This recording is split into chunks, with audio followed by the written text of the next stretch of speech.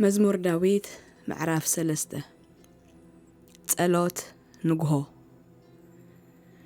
ኦ እግዚአብሔር ጸላእተይ ብዙሓት እዮም እቶም ኣባይ ዝለዓሉ ብዙሓት እዮም ኣምላኽ ኣይድሕኖን እዩ እናበሉ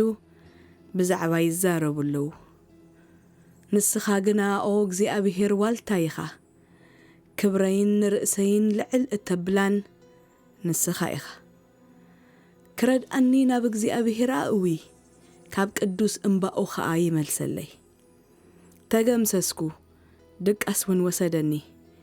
እግዚአብሔር ይድግፈኒ ስለ ዘሎ ኸኣ ተንሳእኩ ካብቶም ብኩሉ ወገን ዝኸቡኒ ኣእላፋት ኣሕዛብ ኣይፈርህን ኦ እግዚአብሔር ተንስእ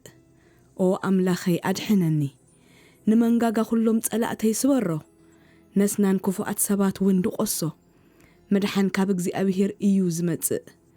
ኦ እግዚአብሔር ንህዝብኻ ባርኽ